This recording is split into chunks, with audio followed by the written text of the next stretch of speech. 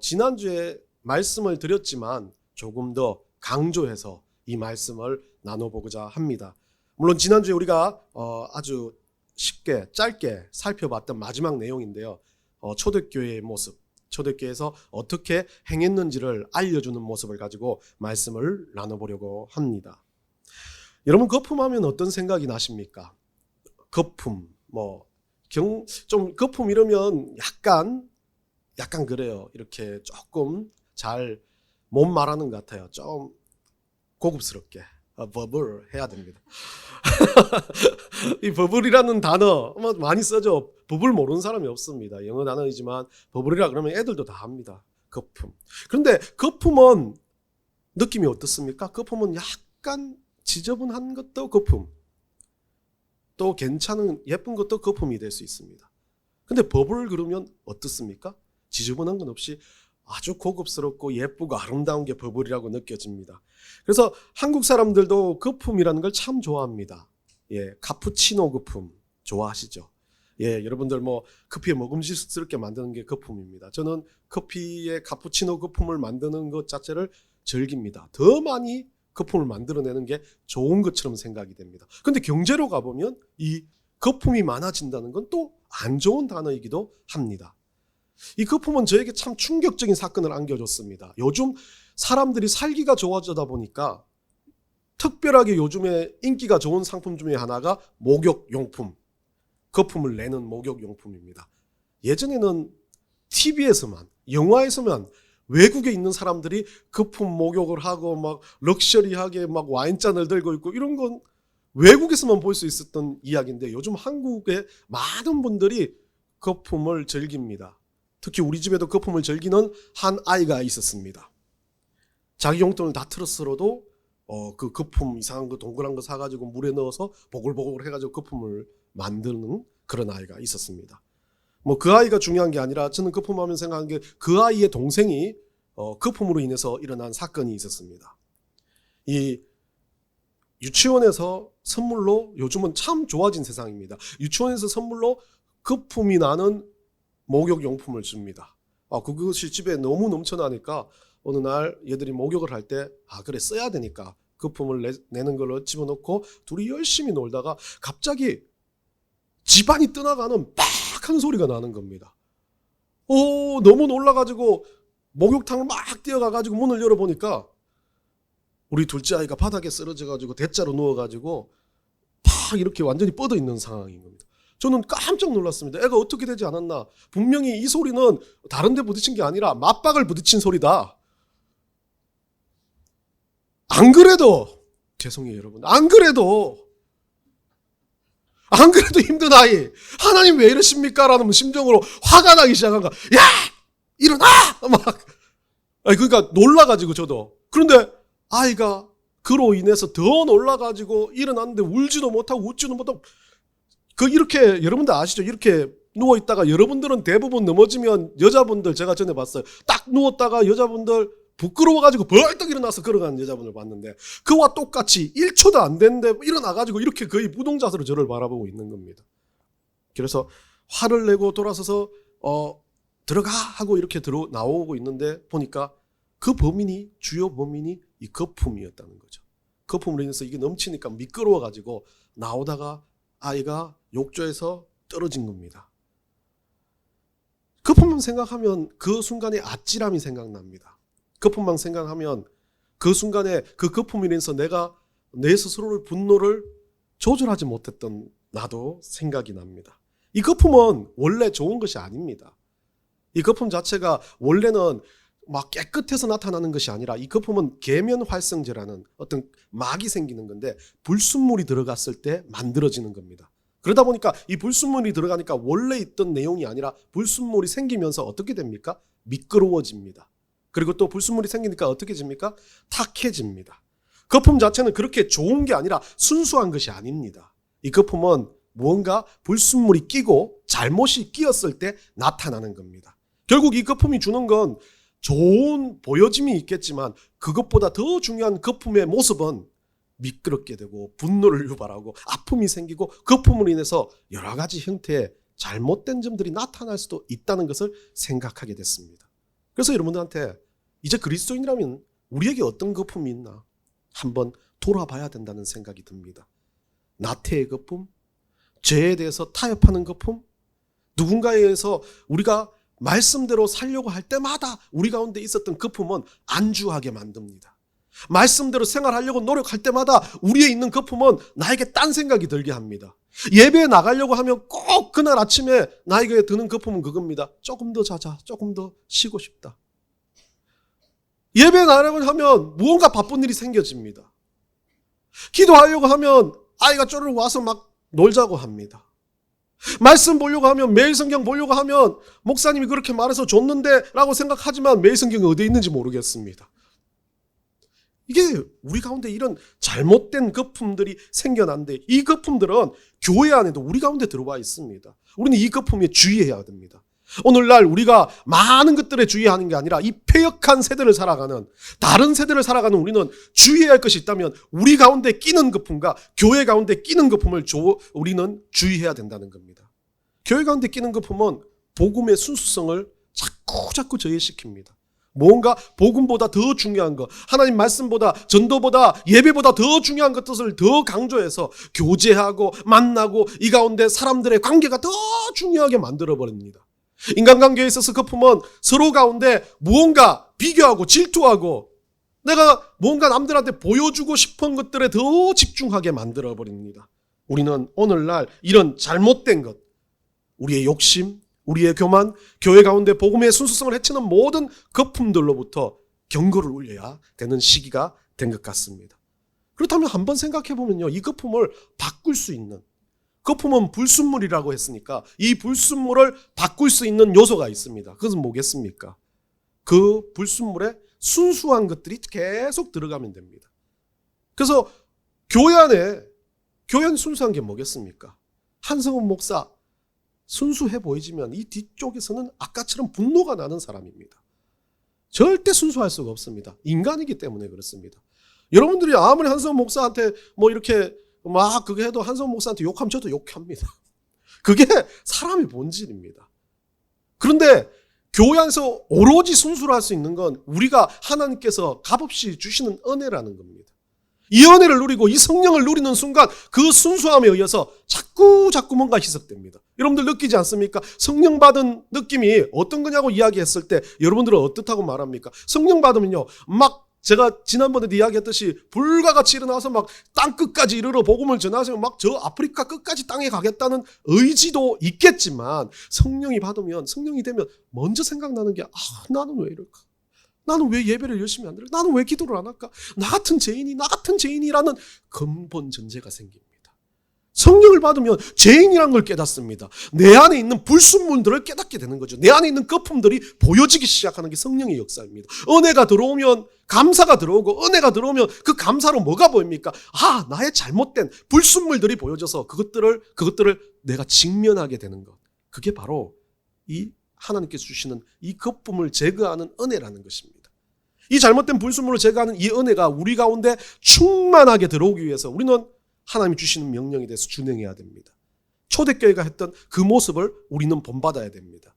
초대교회가 그 은혜를 받기 위해서 했던 그 강대한 노력들, 어찌 보면 자기 삶에 있어서 가장 핵심의 요소로 삼았던 그 요소들을 우리는 오늘 보고 배워야 된다는 거죠. 그래서 오늘 본문을 한번 우리가 보기를 원합니다. 오늘 본문을 보면 그 거품 가운데 가득 차서 그 불순물이 없어지는, 찌꺼기가 확 녹아지는 역사의 모습이 초대교회에 일어났는데, 그 모습의 첫 번째가요, 43절입니다. 우리 43절 한번 봅시다.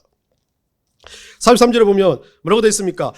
사람마다 두려워하는데 사도들로 말미암아 나옵니다. 뭐가 나옵니까? 기적과 표적이 많이 나타나니. 기적과 표적. 여러분, 제가 한번 설명을 드렸습니다. 여러분들 기억하십니까? 헬라어 원전 원어 기억하지는 못하겠지만 여러분들한테 이야기를 드리면, 기적은 그 기사는 어떤 거라고 했습니까? 제가 사도행전 5번째 이야기를 했습니다. 강해 설교를 하면 이런 게 문제예요. 기억을 못하면 뒤에 게 재미가 없습니다. 앞쪽에 반복이 되니까 연결이 되거든요. 사도행전 5번째 강의에서 오늘 사도행전 2장입니다. 멀리 가지 않아요. 2장 22절에 나옵니다. 22절 한번 볼까요? 22절. 사도행전 22절 한번 읽어봅시다. 시작. 이스라엘 사람들아 이 말을 들으라. 너희도 아는 바와 같이 하나님께서 나사렛 예수로 큰 권능과 기사와 표적을 너희 가운데에서 베푸사 너희 앞에서 그를 증언하셨느니라. 베드로의 설교 중에 베드로가 예수님을 이야기할 때 예수님의 존재를 권능, 기사, 표적으로 이야기했습니다. 그래서 이 권능, 디나미스라는 건 먼저 예수님께만 속해 있는 것.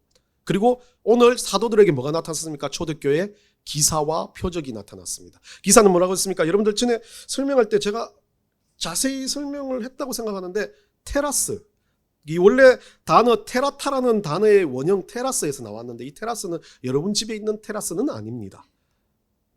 그 테라스는 아니라 자연계에서 나타나는 기적들을 이야기합니다. 자연계, 일종의 말하는 홍수, 지진, 가뭄, 이런 자연의 변화들에 대해서 나타나는 이적들을 이야기합니다. 비가 많이 쏟아진다? 그래서 그 비를 그치게 해달라고 기도했을 때, 여러분들 기억하시죠? 엘리야가 기도했을 때 비가 가뭄이었을 때 비를 내리게 해달라고 기도했을 때 비가 내려진 것. 이것 자체를 테라스라고 이야기합니다. 두 번째는 뭡니까? 이 표적이라고 말하는 것은 세메이아라는 단어인데 이 단어의 원형은 세메이온이라는 단어인데 이건 우리 삶 가운데서 하나님의 말씀을 증명해내는 모든 일들, 그러니까 그리스도인들이 살아가는 모든 행위적인 일들을 기적이라고 본다, 표적이라고 본다고 이야기를 했습니다. 그럼 기사와 표적 같은 경우는 자연적으로 일어나는 일들, 그리고 또 우리 가운데 우리 삶을 통해서 하나님을 증명하는 모든 삶의 행위들을 기사와 표적이라고 볼 수 있습니다. 여러분들이 말하는 기적이라는 것, 기적이라는 개념은 기사 쪽에 더 가깝게 쓰여집니다. 기사 위쪽으로 쓰여진다고 보면 되죠. 디나미스 같은 우리 예수 그리스도가 우리를 살리는 능력이라는 단어인데 예수님의 사도들과 다른 하나의 큰 권위가 뭐냐면 예수님으로 인해서 무엇을 얻습니까? 구원을 얻습니다. 이 구원을 얻는 이 방편이 권능, 능력, 디나미스라는 능력인데 이 디나미스라는 능력은 근본적인 에너지를 말하는 거죠. 이것은 누군가에 의해서 만들어진 것이 아니라 하나님께서 우리에게 주시는 구원의 선물의 능력을 이야기하는 겁니다. 그럼 이건 하나님의 것입니다. 예수님의 것입니다. 예수님의 것 외에 초대교회 백성들에게, 초대교회 교인들에게 나타난 건 기사와 표적이었습니다. 우리는 구원을 이루어낼 수는 없습니다. 길거리 가서 사람들을 우리가 막 전도하고 말씀을 전하지만 우리가 진짜 예수님의 능력을 가졌다면 그 사람들한테 모든 디나미스의 능력들이 갔으면 얼마나 좋겠습니까? 그런데 우리는 그것을 하지 못합니다. 우리에게 있는 것은 오직 기사와 표적입니다. 이 기사와 표적은 자연계에서 일어나는 그런 역사와 함께 우리 삶을 통해서 하나님을 보필하는 능력들을 말하는데요. 결국 이것은 뭐겠습니까? 초대교회 초반에 초대교회가 정말 거품을 제거하기 위해서, 거품의 경고를 가지고 살아가 주의하기 위해서는 뭐가 필요했습니까? 삶에서 기사와 표적이 넘쳐나야 된다는 것을 이야기합니다. 우리 삶 자체가 하나님께 영광이 된다는 것 자체는 기사와 표적이 넘쳐나는 삶입니다. 다른 말로 하면 기사와 표적이 넘쳐나는 삶이 그냥 세상 가운데 잘 사는 것으로 끝나는 것이 아닙니다. 공부 열심히 하는 것으로 끝나는 것이 아닙니다. 세상 가운데 잘 먹고 잘 사는 것으로 끝나는 것이 아니라는 거였습니다. 기사와 표적은 뭐겠습니까? 권능이 일어나기 위한 도구였습니다. 기사가 일어나고 자연적인 기사가 일어나고 막 표적이 일어나면서 사람들은 어떻게 생각합니까? 궁금해집니다. 사람들은 그것에 대해서 두려워집니다. 사람들은 그것에서 어떻게 할까 고민하기 시작합니다. 이 기사와 표적으로 인해서 뭐가 생기기 시작합니까? 사람들이 하나님에 대한 관심이 생기기 시작하는 겁니다. 우리가 전도를 합니다. 우리가 그리스도인 살아갑니다. 초대교회는 어땠습니까? 뒤쪽에 나와 있는데 초대교회 교인들은 모두가 다 세상 사람들이 봤을 때 야, 쟤들 뭐지라는 생각이 듭니다. 궁금하다는 생각이 듭니다. 쟤들이 예배드리는 곳에 가보고 싶다는 생각이 듭니다. 쟤들이 밥 먹는 곳에 가가지고 밥 한 끼 먹어보고 싶다는 생각이 듭니다. 쟤들은 특별한 존재처럼 보여집니다. 그런 모습에 뭐가 일어난 겁니까? 기사와 표적이 일어난 겁니다. 우리는 살면서 기적에 대해서 잘못된 생각을 하고 있습니다. 뭔가 막 불치병이 걸렸을 때 이것이 확 나아서 없어지는 것, 기적이 될 수 있습니다. 그게 바로 자연계에 일어나는 이적과 같은 모습입니다. 기사 맞습니다. 그런데 그거보다 더 중요한 건 성경에서 나타나는 기적과 표적은 그런 불치병이 낫는 역사를 통해서 뭐가 일어나는 겁니까?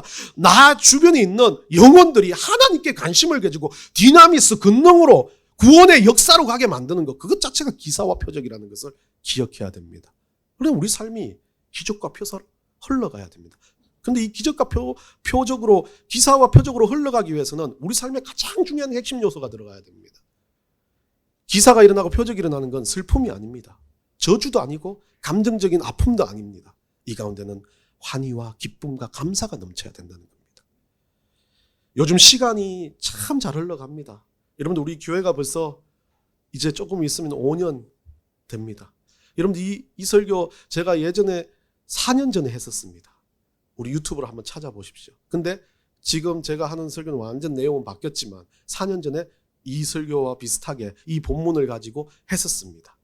예, 비전에 대한 세계관에 대한 이야기를 할 때요.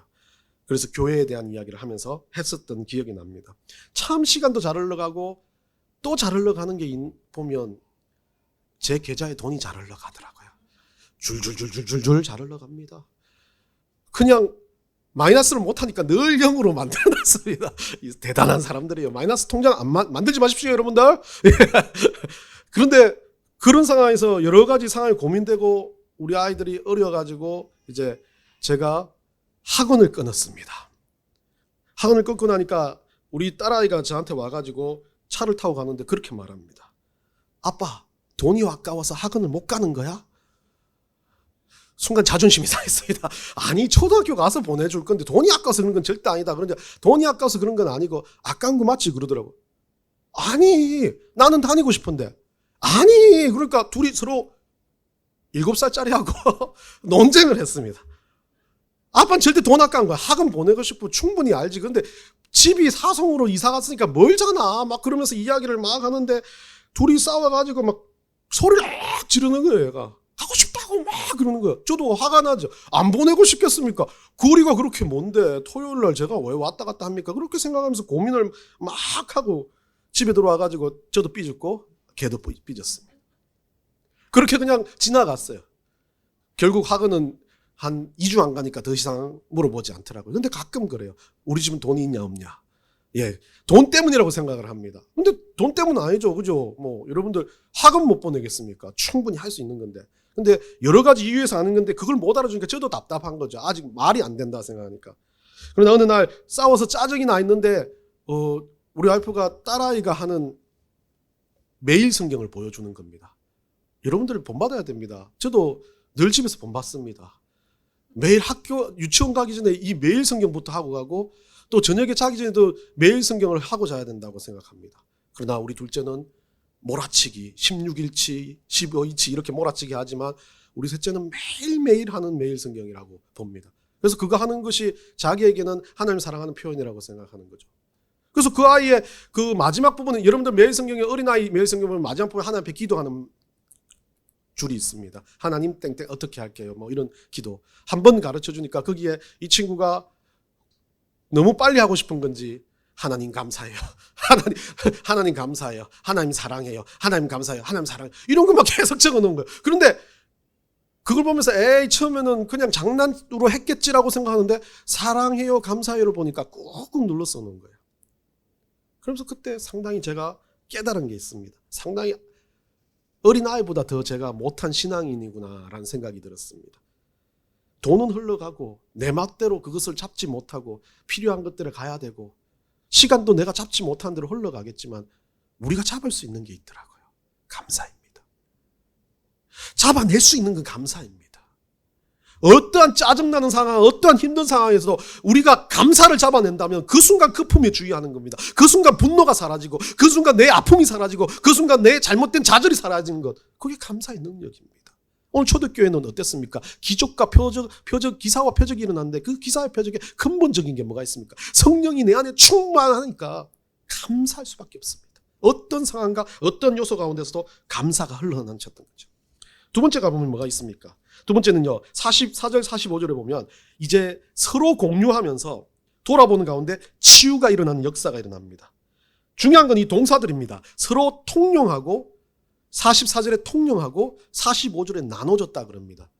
자, 마음이 가는데 돈이 간다고, 물질 가는데 마음이 간다고. 여러분들 요즘 세상에 돈보다 중요한 거 어디 있습니까? 돈이 가면 마음이 갑니다. 돈 몇 푼에 서로 막 친구도 됐다가 돈 몇 푼에 서로 막 적군도 됐다가 하는 게 세상입니다. 근데 초대교회 교인들은요, 그 가장 핵심 가치라고 하는 세상 가치를 그들이 포기를 했습니다.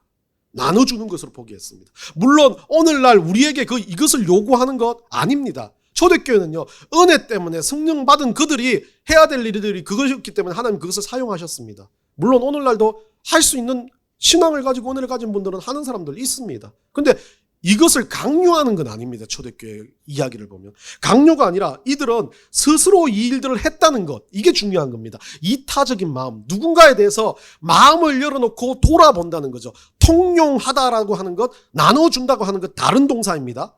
통용이라는 말은 다 없애는 게 아닙니다. 통용한다는 건 내가 가지고 있는 것, 뭐 아나바다?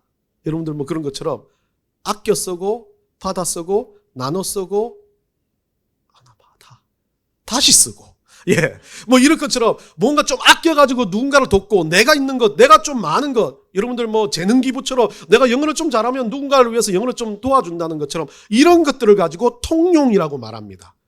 나눠주다는 건 소위 말하는 여기 재산과 모든 것을 다 팔았다는 전제가 있지만 동사가 중요하죠. 나눠준다는 건 남을 위해서 돌아보고 그들의 필요에 대해서 생각하고 고민하고 있다는 거죠. 그래서 내가 조금 아까워도 무언가를 포기하고 사가지고 내가 내 것을 포기하고 그들에게 줄 수 있는 것, 이것을 나누어 준다는 이야기를 하는 겁니다. 결국 오늘날로 말하면 통용하고 나눠주는 건 공유한다는 의미를 가지고 있습니다.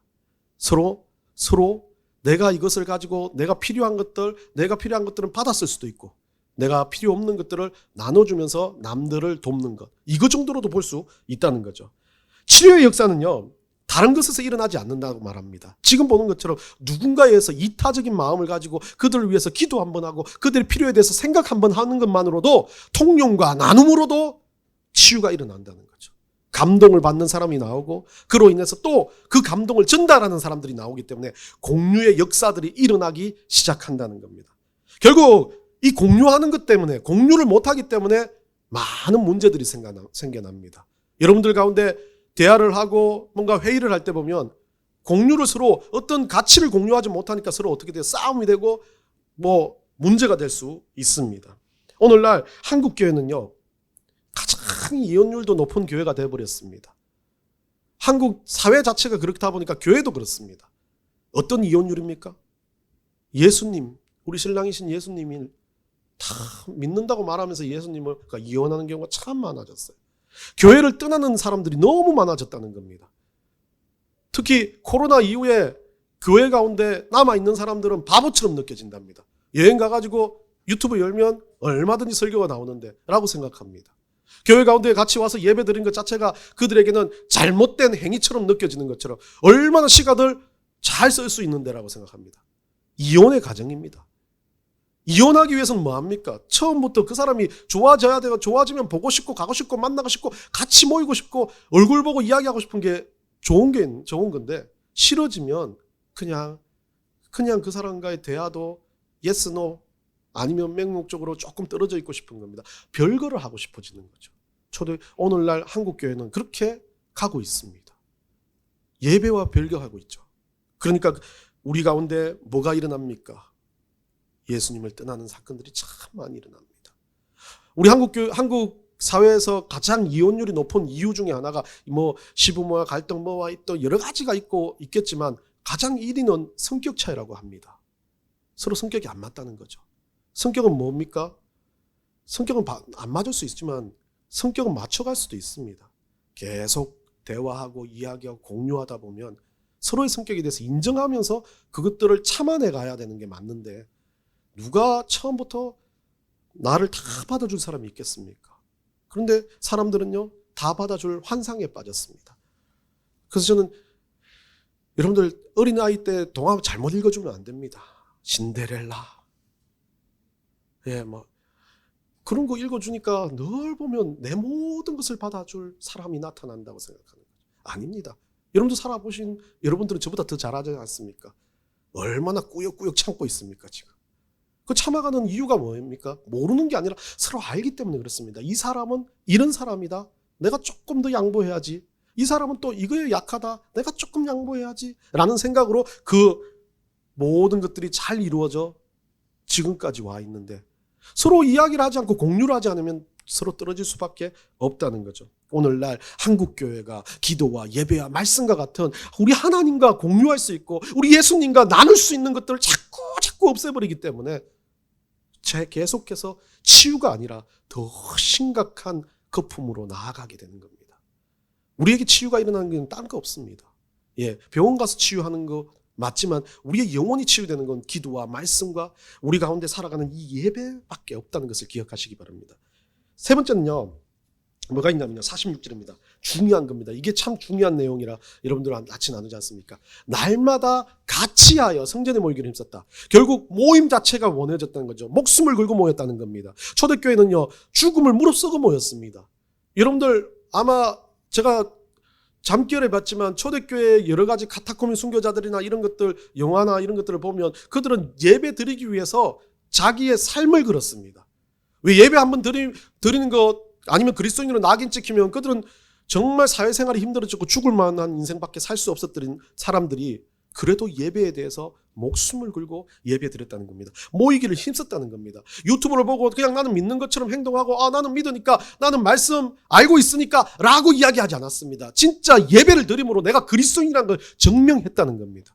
자기 삶을 가지고 자기의 진짜 목숨을 걸고 예배하는 예배자들이었다는 거죠. 예배를 드리는 가운데 우리 가운데 진짜 불순물이었던 잘못된 생각들, 잘못된 악습들, 그 거품들이 타협하려고 하는 그 모든 것들이 사라질 수밖에 없다는 겁니다. 물론 여러분 삶 가운데는 일상생활 가운데도 예배가 중요하다고 제가 늘 이야기 들었지만 그 일상생활 예배를 가능케 한 건 모여서 함께 우리를 증명하는 길들, 이 모여서 함께 예배 드리는 것으로부터 출발이 돼야 된다는 겁니다. 여러분은 마음을 같이 했다는 건 뭡니까? 그 하나님을 향해서 죽겠다는, 하나님을 향해서 이 예배가 세상에 어떤 것보다 소중하다는 그 전제를 가지고 모였다는 겁니다. 여러분 예배는 어떻습니까? 개인적인 이유가 있습니다. 개인적인 상황이 있습니다. 그런데 그 개인적인 이유와 상황은 다 불문하고 스스로가 예배 가운데 내가 어떻게 집중하고 있는지를 스스로 돌아봐야 합니다. 거품에 주의하는 길은 나의 예배 생활에 대해서 먼저 보는 겁니다. 예배 생활이 해결되면 말씀이 해결되고, 말씀이 회복되면서 기도가 회복되고, 기도가 회복되면 치유의 역사가 일어나고 교제의 역사가 흘러갈 수밖에 없다는 겁니다. 미국에 있을 때 선교단체에서 간사로 있었고 참 어린 시절이었습니다. 저는 어땠습니까? 어릴 때부터 좋은 예배 환경, 막 큰 교회, 막 엄청난 찬양팀들 수천 명이 함께 예배드리고 거기에 간사를 하고 막 아이들은 막 간사님하고 따르고 선교를 나가든지 아니면 막 전도를 나가든지 수백 명의 아이들과 가는 대장과 같은 역할이니까 얼마나 막 힘도 받고 얼마나 기분이 좋았습니까? 예배 자체를 드리는 것 자체보다는 나는 대장놀이 하는 게 바빴던 것 같아요. 그 똑똑한 대학생들과 함께 강남 지역에 전도하면서 그때는 열정이고 막 은혜라고 생각했지만 걔들을 이끄는 대장의 역할이 더 강하다는 생각을 했던 것 같습니다. 그런데 미국에 선교단체 간사를 할 때 한 중국 쪽에서 온 선교사님이 말합니다. 미국은 중국은 세 가지 교회가 있답니다. 삼자교회, 지하교회, 가정교회. 삼자교회는 국가에서 인정된 교회입니다. 그런데 그 교회 예배는 그 가운데 예수 그리스도나 우리가 말하는 진짜 성령의 역사에 대해서 그렇게 담대하게 선포를 못한답니다. 공안이 들어와서 예배를 드리니까 눈치를 보고 예배합니다. 지하교회, 가정교회는 눈치를 보는 게 아니라 목숨을 걸고 예배해야 된다는 거죠. 그거 하다 걸리면 잡혀가니까. 한국 선교사님도 추방당하니까. 그리고 그 지역에서 그 지하교회나 가정교회 같은 데서 예배드리는 자들을 사람으로 보지 않는답니다. 신고한다든지 문제가 돼서. 15년 전의 이야기니까 지금 중국은 많이 바뀌었을 겁니다. 그런데 그때만 해도 예배 드리는 것 자체만으로도 그들은 맞아 죽어도 아무 말 할 수 없는 사람들입니다. 그 선교사님 말합니다. 자기가 가서 그 지역에 중국의 신장 위구르 옆쪽에 있는 지역인데 그 지역에서 예배를 드리려고 했는데 신장 위구르에서 10시간 이상 걸어가지고 이 예배를 온답니다. 근데 이 예배를 오면서 그들이 그 국경을 넘어오고 여러 가지 하면서 얼마나 탄압이 심해요, 그 사람들한테. 중국 사람들이 건너오는 것 자체를. 중국 사람들 자체가 그랬는데 거기에서 매번 검사당하고 해도 10시간 이상 걸어와서 예배를 드리는데 예배도 우리처럼 찬양을 크게 하고 기쁘게 기도하고 못합니다. 그냥 지하나 아니면 가정집에서 저녁에 불 하나 켜놓고 20명 옹겨중기 모여서 찬양을 불러도 소곤소곤 찬양 부르고 말씀을 읽어도 말씀을 소곤소곤 읽고 가는데 이 사람들은 도착하자마자 눈물이 난답니다. 그렇게 예배가 끝나는 1시간, 2시간 동안 울다가 돌아가는 게 자기들의 일이라고 말합니다. 그런데 그 힘든 상황을 매주 반복을 하는데 이 선교사님 물었답니다. 왜 이렇게 오냐? 너희들끼리 모여서 예배할 수도 있잖아. 너희들끼리 같이 해가지고 좀 해라 라고 이야기하니까 아닙니다. 지금은 우리를 위해서 기도해주고 우리를 위해서 같이 예배할 수 있고 같이 내가 모여서 하나님과 예배할 수 있는 힘을 얻는 곳에 올 수 있는 것, 그것만으로도 감사해서 저희들은 10시간을 참습니다라고 말합니다. 여러분의 예배는 어떻습니까? 예배는요, 우리 하나님과 영적인 의사소통을 하는 시간입니다. 나에게 필요한 것이 어떤 세상의 것이 아니라 하나님의 것임을 분명히 밝히는 장소입니다. 예배는 내가 하나님의 것을 누리며 먹는 자리입니다. 그 예배는 영적인 식사 교제의 자리입니다. 이 자리에 여러분들은 정말 영적인 양식을 먹기 위해서 여러분은 무엇을 걸으셨습니까? 사도 바울입니다. 예수 그리스도의 심장으로 내가 너희에게 전한다라는 말. 사도 바울도 말합니다. 내 심장을 걸었다고요. 이 예배를 위해서, 이 복음을 위해서, 이 말씀을 위해서 내 심장을 걸었다고, 내 목숨을 걸었다고 말합니다. 예배자는 여러 종류의 예배자가 있습니다. 극장 예배자가 있고요, 클럽 예배자가 있고요, 축제 예배자가 있습니다. 저는 이렇게 바라봅니다. 예배를 왔을 때 예배를 감망하는 사람들, 아무것도 안 하고 내가 돈 줬으니까, 헌금 냈으니까 예배에 대해서 누려야 된다는 사람들. 예, 극장입니다. 보는 것만으로 끝내는 사람입니다. 클럽입니다. 그냥 그 흥에 치여서 그 순간 예배만이 좋아가지고 날뛰는 것. 많은 청소년들이 이런 경향이 많이 일어납니다. 집회 자리가 그렇습니다. 은사의 자리가 그렇습니다. 그것으로 끝나가지고 연결이 없습니다. 근데 축제는 그렇습니다. 축제는 그 축제로 인해서 모든 것이 바뀌어냅니다. 축제로 인해서 내 삶의 환경이 늘 불편했지만 감사로 바뀌어집니다. 축제를 통해서 그 축제가 정말 하나님의 영광이 된다는 것을 깨닫게 되는 게 축제의 모습입니다. 우리 성경 말씀 하나 읽어봅시다. 계시록 7장 9절에서 12절 말씀.